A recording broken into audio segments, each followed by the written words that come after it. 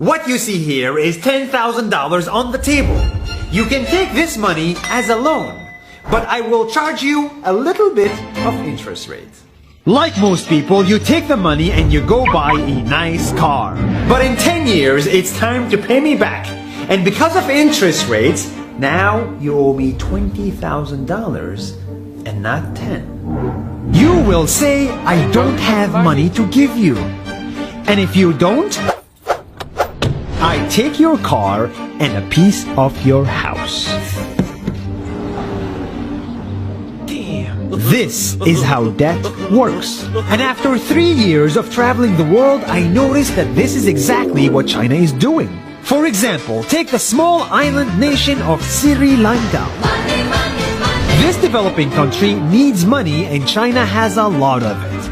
So Sri Lanka took billions of dollars in Chinese loans. It was easy money just there to be taken. And with that, they built skyscrapers, highways, airports, and shipping ports. The country grew and prospered. But few years later, this easy money came with interest rates, and Sri Lanka was so much in debt that it couldn't pay back China its money. And the only way out was to give China control of what they had built.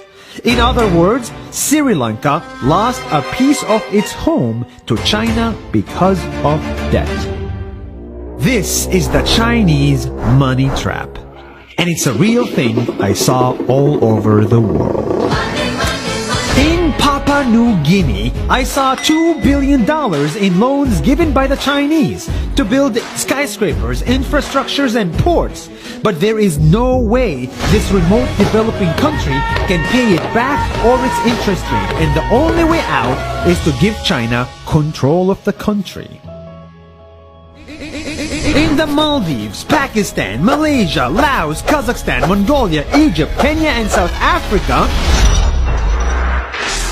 the same thing is happening, and many countries are struggling to pay back Chinese loans. If you look closely, all these infrastructure projects like highways, ports, and bridges connect to China through the sea or through the land to form something far bigger, far more powerful than just a bridge, a new Silk Road. The world is already made by China, and I think slowly it will be owned by China.